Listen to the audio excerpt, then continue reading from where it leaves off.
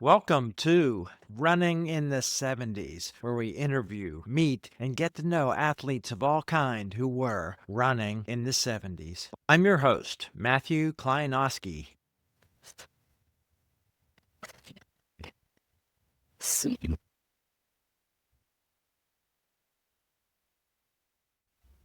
Hi, we're back with Charlie Boatright in part 2 to talk about his running, his coaching, and his life after college and meeting up with some world-class runners. I want to look at the world at that point. So the Vietnam War's on. You're in college. What are you studying and what are you thinking is going to happen with you after college and what's going on in the world at that point? Because my dad was ex-military, I was enrolled in ROTC during the Vietnam War era and had all plans on making the military career. But what happened was normally, if you're in ROTC, advanced ROTC, you go through 2 weeks of summer camp, similar to basic training, the summer before your senior year. I was able to get a waiver from that because I was training for the Olympics. But my plan was to go back to school and finish and then graduate a year after my senior year and go into the military. Because of what happened in my coming close but not making the Olympic trials, I went home that summer disillusioned about all the emphasis I'd been placing on running and how close you can come to success, but yet you feel like not a failure, but you feel like, was it worth it? So I was really doing some soul searching. I'd grown up in a Christian family, going to church from the time I was a kid, grew up Southern Baptist. Faith was important to me, but it was more of a thing I put on the shelf. I'll get serious with God on Sunday, but I was what you call a 1 day a week Christian when I went to church. I came back and I'd already had contact with an individual who was on staff with a student Christian organization at campus called Campus Crusade for Christ, now goes by the name of Crew. And he had contacted me the year before and I'd just blown him off and just said, I don't really have time for that. When I saw him in the fall of my senior year, things had changed in many ways. One, Tom Von Ruden, who was my coach for 3 years, he passed on coming back to Oklahoma State. He was going through the disappointment of not making the second Olympic team, and things just fell apart for him at the Olympic trials. So he didn't come back to Oklahoma State. Now I'm dealing with that change of training environment. Coach Tate, who had recruited me, obviously respected him and everything, but he was a sprinter, hurdler when he was in Oklahoma State. He knew very little about distance running or training. So we were on our own training as athletes my senior year. So I'm in this sort of disillusioned phase. And so I run into this guy from Campus Crusade, and he challenged me to get involved with the Bible study that they were having. So I said, yeah, I'd like to do that. He invited me to go to a student Christian conference over the Christmas break that Campus Crusade always sponsors every year. I went to that. And during that conference, I hear the founder of Campus Crusade, Bill Bright, who had started the movement back in 1951 at UCLA campus. One of the ministries that Campus Crusade has is called Athletes in Action. And I found out during that time that they had a team and it was in California. But in order to join the team, you had to make a commitment to go on staff. And there, you don't get paid when you're a missionary with Campus Crusade. You have to raise your own support. I was very serious at that point of not giving up running, but I wanted to have running have a different focus. So I made the decision middle of my senior year to apply for the staff of Campus Crusade and particularly run to join the athletic team of Athletes in Action. They had a track team and they had a couple of very renowned runners on it. Tracy Smith was one of them, world record holder in the 3 mile. He was an avid Christian. He had also been in the Olympic team in 68, a teammate of Tom Von Ruden's. Another guy who was a very successful steeplechaser, Don Tim. He was on Athletes in Action. So I decided to apply on staff and I got accepted. And the only hurdle I had was I had this commitment to ROTC. I went in and talked to my commanding officer. I'll never forget it, Colonel Greenberg. What was happening in the world at that time was the Vietnam War ended in February of 1973, in my middle of my senior year. So I said, in light of that, things have changed. And they'd already told us cadets, they said that when you graduate, you'll be commissioned as a second lieutenant, but it'll be in the reserves. You're not going to be full time.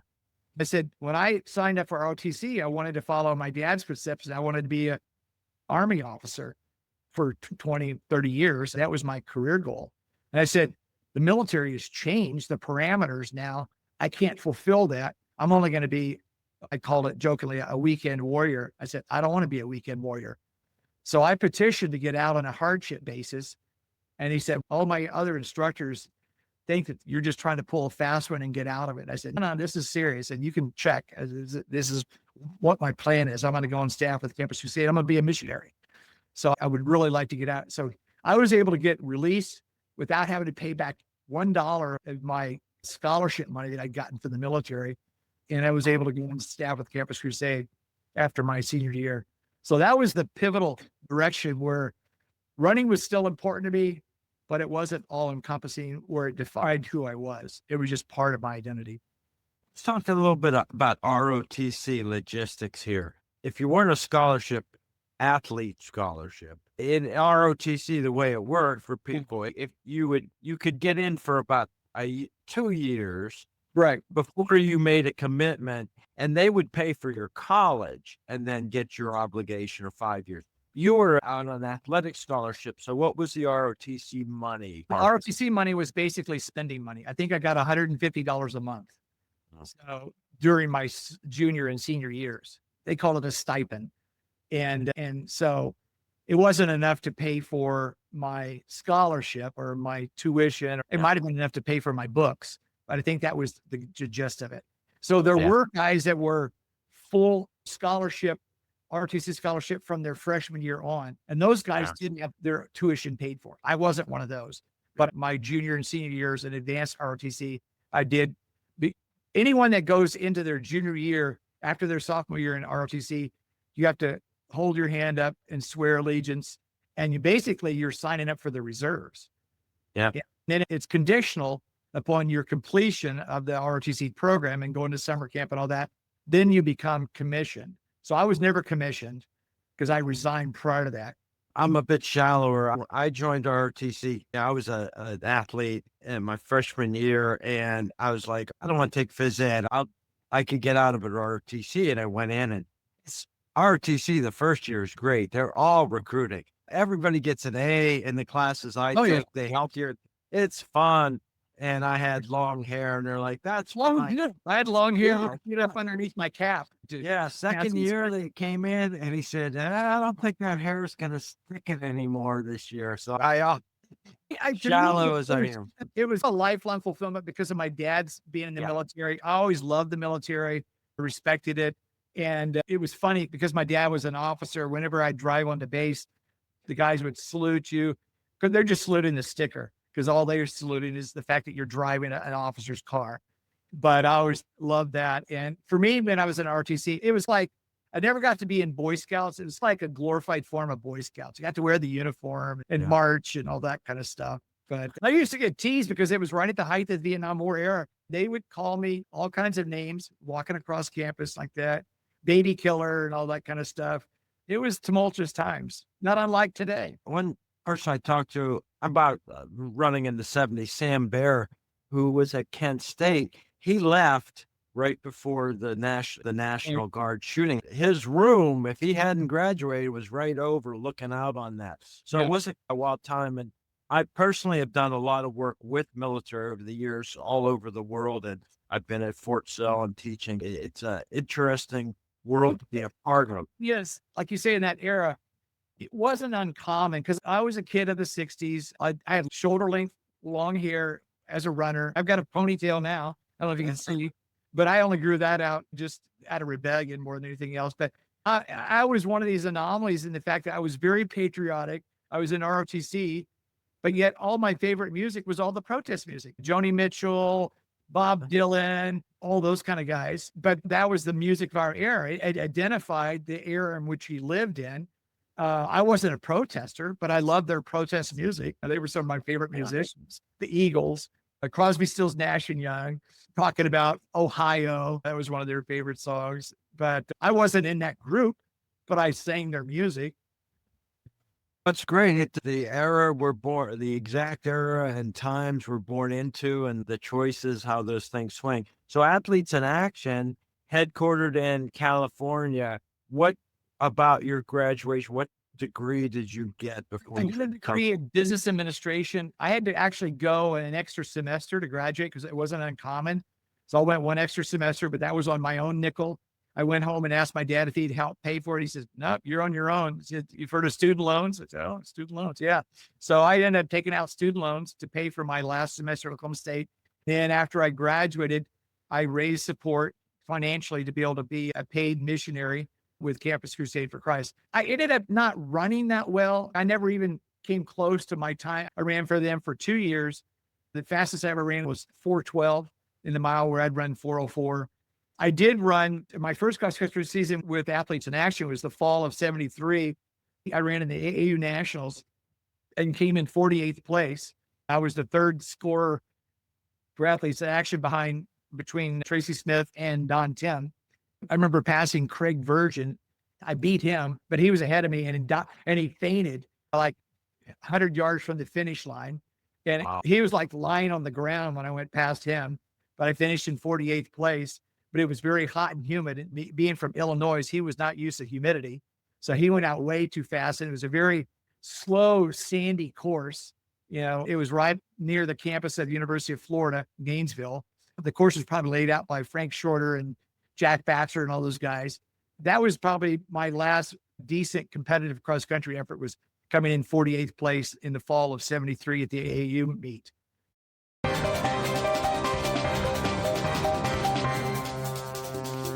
You've got a good collection of people you beat, from Jim Ryan to Craig Virgin, all the big names. All the big names. You got them on My your list. bucket list taken care of. Yeah.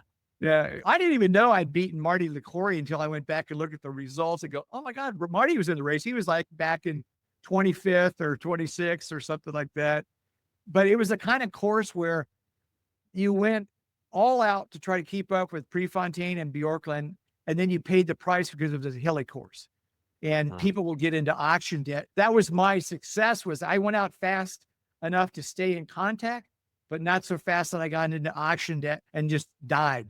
And that's what happened to a lot of the runners in that particular race, is that they went out way too fast because it was an uphill first mile start, and they just died.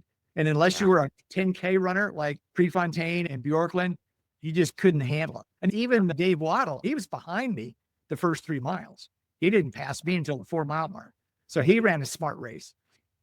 Yeah, it's quite a smart runner. Yeah, Pat Cummings used to do that. He'd go out in 4:15 and just kill people. Yeah. Year after year at nationals. Yeah, National Cross Country Championship. I moved to Irvine, California. I actually lived in Newport Beach for my first year. And we trained, even though we had a coach that was on staff with Athletes in Action, we had a coach. He ended up leaving after my first year on staff. And then the remaining next 2 years, our coach had made an arrangement for us to train, because we didn't have a track facility. We trained at UC Irvine, and I got to meet and run and train with Steve Scott when he was a freshman. Right. Ralph Cerna. Yeah, Ralph Cerna and a couple other guys that were really renowned runners. And I got to train with them. And I think it was what happened. I didn't have the distance base that I did when I was at Oklahoma State. So I did a lot of speed training on the track with Steve Scott and them. And so I improved some of my sprint speed, but I didn't have the endurance base. I was more of a distance, because of my background of running a lot of 20-mile runs when I was in high school.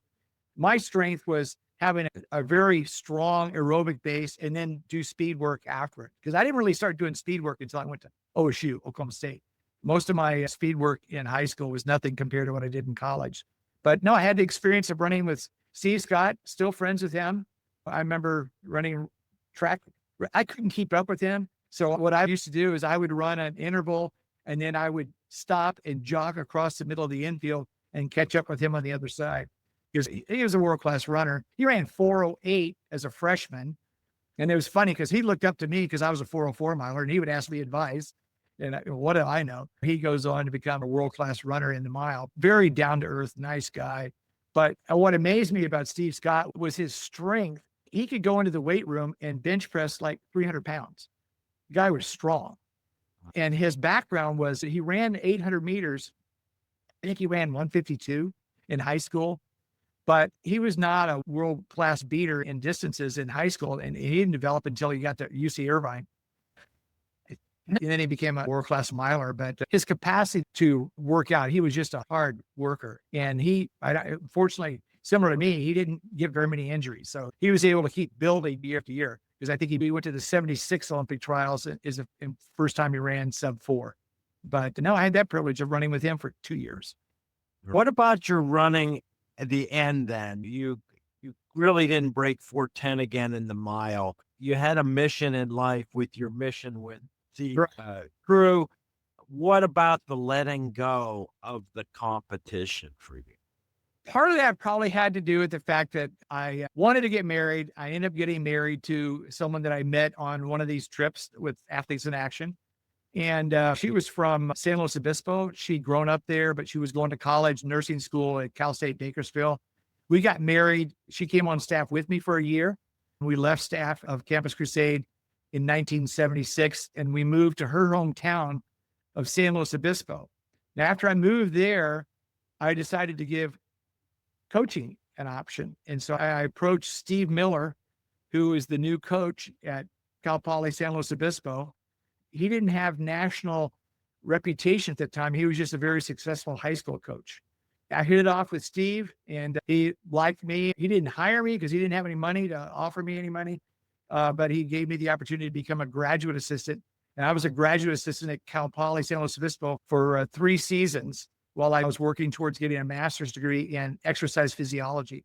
And I had the opportunity to coach. We won the national NCAA Division II championships in 77 and 78 and I believe 79. But I coached Danny Aldridge, who was a sub 4-minute miler. I coached him when he won Division II national championships. I wasn't as directly involved as Steve Miller was, but I helped coach Jim Schenkel and several other national class runners when I was at Cal Poly. And I did that for 3 seasons. And then I made a short foray into distance running.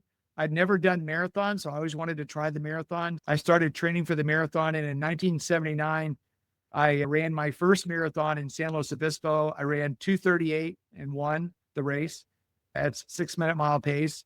And that qualified me to get into the Nike OTC race in 1979 in Eugene, Oregon. And my goal at that time was to see if I could qualify for the Olympic trials in the marathon, which was quite a feat because you had to run 2:18 to be able to qualify for the Olympic trials.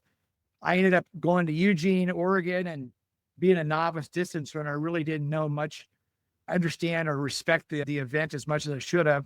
So I went out way too fast. I was trying to qualify for the Olympic trials. So I was running 2:18 pace, which was about 5:15 miles. I did real well for the first half, put it that way.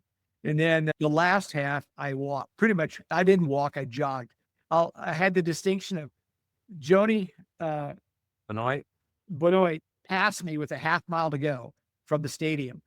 And I ended up running 2:36. She ran 2:35. So I improved my PR by 2 minutes in the marathon. That was still my PR to this day. But I had a newfound respect for the marathon. I decided probably marathoning was not my best event, but I had a newfound respect for it. So you asked me, how did I give up the running? Probably because of marriage and just wanting to work on starting a family. We ended up adopting 2 kids, and I have a 41-year-old son who's never been married and a 43-year-old daughter who I have a 14-year-old granddaughter with. So that's kind of what evolved into my getting out of, after I left coaching and after I stopped just running marathons, I just became a weekend warrior, so to speak. Yeah.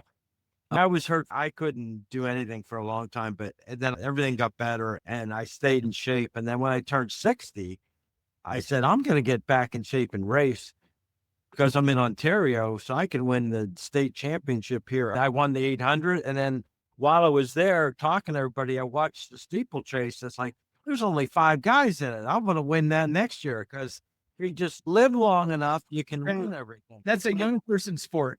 I'm sure you saw the same video. I saw this video of this guy, 80-year-old guy. He won his division in the 200 meters. I think he broke 30 seconds. He ran 29 something. he was going flat out. But at that age, your posture he's almost leaning back and his legs are in front of him. It was funny to watch. Yeah. You definitely lose your form as you get older. Yeah. We had this guy. He was competing here at the late 80s and 90s because he kept setting records. He ran the same pace for the 100 meters as he did for the steeplechase. Oh, how funny. They had one speed. And the long jump. The long jump hit was like he was running the steeplechase speed. That's That was funny. I'll cut all that stuff out. Let's talk I want to talk just a little bit about the coaching experience there. You were still keen. You had your experience. What was your approach coaching people who weren't that much younger than you? Right. And doing events that you had done, and how did you relate to them, and how did that work? This was true even when I wasn't coaching per se, but when I was training alongside of Steve Scott and Ralph Cerna, they respected anybody who had competed at the national level. They had been national ranked athletes in high school. I was never a national ranked athlete in high school, but they respected anybody who had achieved that level. So they were more keen, not so much on training specifics. They wanted to know experiences. Particularly when I told them, oh, I raced against Dave Wottle. Oh my gosh, that raises people's interest and stuff like that. And they love to hear stories that I would tell about. One of the things I didn't relate my senior year, one of my few successes as a senior, even though I didn't improve my times in the mile or the steeplechase for that matter, I had the opportunity to represent Oklahoma State in the indoor nationals, NCAA nationals at Coble Hall and in Detroit. And we finished third behind Manhattan College when they set the world record. I was running the 13:20 leg. I ran 3 flat in the prelims and 3 flat in the finals. But in the finals, I'll never forget, I was just scared. In the finals, there was only 6 teams in the finals. And they ended up setting the world record. I think they ran 9:44 on it. This was an 11 lap per mile track. So it was a very tight hard place to run fast. I'm amazed that Jim Ryun broke sub 4 minutes in the mile, and he was, I think, a freshman or sophomore there when he won the mile. But in this particular race, I took off, and I'll never forget the guy that ran for Manhattan College. He broke the race open on my leg. He went around me. His name was Joe Savage. He ended up running 2:55 on his leg, and I ran 3 flat. Their team was 5 seconds ahead of us. We didn't catch them, but Oklahoma State and University of Colorado, we came in second and third behind them. I think we ran 9:48 and they ran 9:44. So we were like 4 and in distance medley, that 4 seconds is like, you might as well be on the other side of the track. Like you're not in the race, so to speak.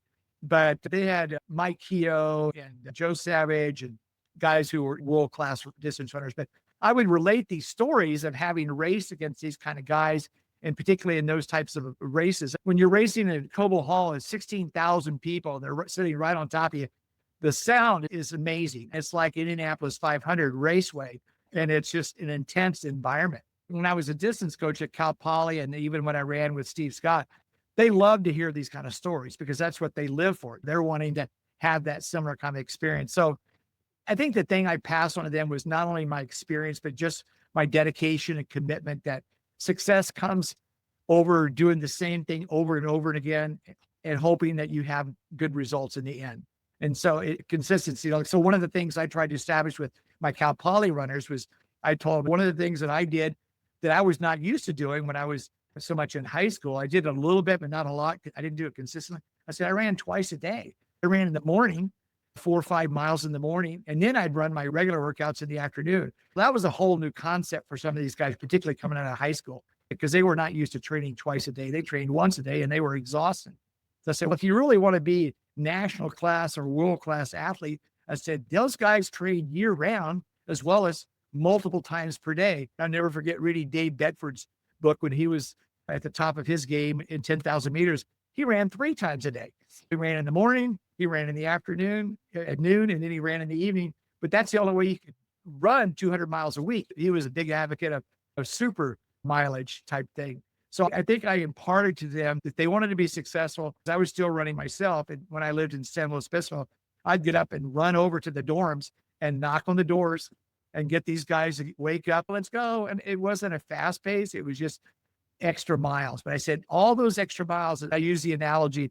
I said, it's like putting money in the bank. You may not see the repercussions or the results of it immediately, but it's like putting money in the bank. Someday when you're at the end of a race and you're dying and the guy in front of you, he's dying, you've got that extra gear he doesn't have. Where does it come from? It's drawing back that interest that you put in all those extra miles. So obviously there's a fine line between overtraining and getting injured. But I said, the guys that are successful are the ones that put in that extra work. So I think that's a lot of what I was able to infuse to my athletes at Cal Poly.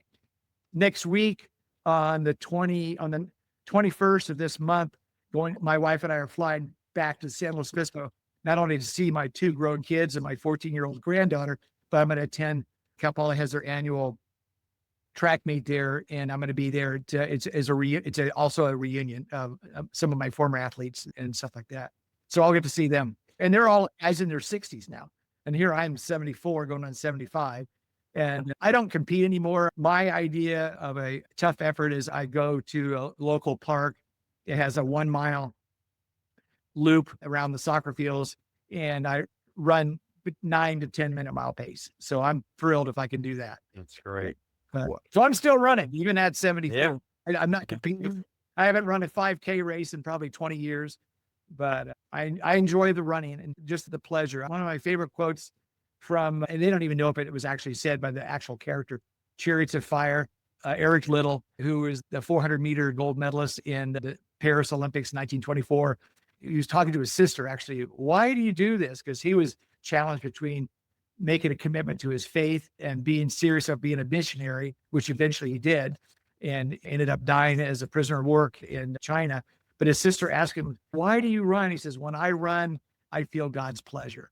And I love that quote because I feel the same way when I run. And I remember having an argument with my dad one time because he thought when I got involved in running in high school, he thought it was a waste of time because it wasn't preparing me for the traditional career goals and all that kind of stuff. I said, I run because I enjoy it. And it's a talent that God's given me. And I don't expect anybody to understand it. I said, even if I come in second or I lose the race, because he used to get mad at me when he said, how did you do today? I said, I won. Did you break the record? No, I didn't. He equated that as to not running as good as I should have. So I said, it's not about winning as much as it's about experience of being out there and competing. So I just enjoy the pleasure of training as much as I do. Competition is such a small fraction. It's less than probably 1% of the time that you spend in running itself. But it's all the preparation, the hard work, the goal setting. All that's the part I enjoy the most. And that carries over into the rest of life. If you can take principles you learn from running, I think I've succeeded in that respect.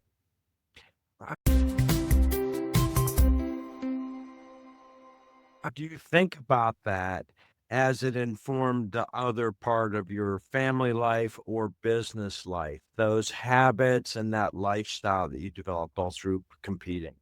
I think how it carries over for me is understanding the whole principle of goal. I didn't learn about goal setting until I became a runner. And my first track coach told me, he said, we're going to set goals for the season. We're going to set goals for the end of next year or by the time you graduate. And he was the one that got me in the habit of having a training log where I wrote down everything that I did. I don't do it to the degree now because I don't really keep track of it, but I still, to this day, on my phone diary, I keep track. I have a running app that I keep track of my mileage because I like to compare myself this week from last week. I'm not training for any particular event or anything like that, but I like to compare myself to how I do. When you measure yourself against a measurable goal, then that's the only way you can tell whether or not you're improving. I take that principle of training to other aspects of my life, whether it's business, whether it's school or whatever. That's the thing I get out of that I've benefited from a lifelong of running. Yeah. You've done a lot of stuff on your own, going to the nationals by yourself, and you've made a lot of friends and had a lot of impact on runners. Great success at California coaching the national championship. I'll just ask you, where does that one rank? Coaching a national champion compared to your individual accomplishments? They were similar but different. I think I'd be lying to say that the individual didn't hold higher in my mind, a sense of accomplishment. the coaching is almost like, it was like an afterthought. It's like, I didn't have to put forth any effort. In other words, coaching was just being who I was and sharing with other athletes, my passion, and hope by a way of almost contagion that they would catch what I had. One thing I've learned is that you can't run for another athlete. At the beginning of every season in cross country, you'd have X number of athletes go out for the team. So many would make the travel squad. So many would make the cut in terms of being on the top 5. But everybody at the beginning of the season had similar ambitions and goals. What was the difference between those that made it and those that didn't? I think it had to do with passion. One time, my college coach, he described me. He said, "You're what I describe as an emotional runner." I said, "What do you mean?" He said, "If you have a time trial, it doesn't really mean as much to you in a time trial as it does when it's an actual competition." So I would always rise to the occasion. The more pressure there was, the better I performed. And it didn't matter if I was by myself or if I had a coach watching me, because the only pressure you really feel is the pressure you put on yourself. And I always felt like I put greater pressure on myself than any coach ever did. It was a great career. And now you're loving life out in the cold, not quite the cold, true north that we have in Toronto and Canada here, but and you're still getting out running and enjoying life with your grandkids. It's been great spending time with you, Charlie, and all these stories. All right. So there's people that will listen to these. So there's a group out in California, Mike Linneman, some of the Humboldt State guys, they have a meeting. Like I said, I've really only competed when I was 18. I was a freshman. I stepped in a big bad hole my sophomore year, and that was basically it. Didn't come back in college time. Yeah. But I've gotten to know these guys, and I end up chatting with them and doing different things. So there's like the Humboldt State, Gary Tuttle. Yeah, I know Gary. And Vince Engel, they get together on the phone call. Okay. So I'm going to join their group. But when they see your name pop up, they know everybody will say, "Oh, I know Charlie, the list." Okay, we did. All right. That's how I was familiar with your name. I didn't remember your place, but I recognized your name. So I don't know where I know that name from, because I started running in 73 in junior high. I was reading the results and stuff. So I was familiar with your name. Like Dave Merrick out of Illinois. Yeah, I remember him. He was 2 years older than Craig Virgin. He's trying to get Craig Virgin and Matt Centrowitz. Yeah, so those are some of the connections. That's really how I get some of the more elite guys who aren't on Facebook. Right. That's like Wottle. I finally got befriended by his wife. Yeah. After making several posts in reference to him. He reads his wife's. Yeah, I'm sure he does. He occasionally types on it. But she'll say, "Yeah, I talked to David. He remembers you. He says, you were a really good runner." I hope so, because I was chasing him. Yeah, breathing down his neck. That's how close I was. Right. No, let's spend time with you, and I look forward to seeing your edited results when you post them. One interesting thing happened. Of course, Dave Wottle's famous Olympic race, right, where he beat Gennady Artsunov at I'm friends with him on Facebook. He's Ukrainian. He ran for USSR. He's Ukrainian. My wife, first language Ukrainian. The whole family up here, everyone's Ukrainian. Okay. So I got in touch with Evgeny, and I was talking to him, and he's showing me videos of his blown up house in Kyiv and all this. I just sent him a birthday present. Oh, good for you. So it's a great story that Dave tells. Yeah. After that race, the next time he saw him, it was in a track meet, and he's sitting in the stands, and he sees Artsunov come bounding up to him, and he's like, "Hey, this guy might be coming to beat me up." And he sat down, put his arm around him. That's funny. That's funny. He comments on Facebook all the time with, "I wish him happy birthday" every year. Yeah. And anytime I make a comment about Dave Wottle, he always makes another compliment. Yeah, he's an interesting guy. He's done a lot of coaching in Africa himself, and I sent him videos of my nephews doing Ukrainian dancing. So funny. He's a good guy. Yeah, I appreciate the honor of being interviewed by you today. All right, thanks. Take care, Charlie. Take care. Bye.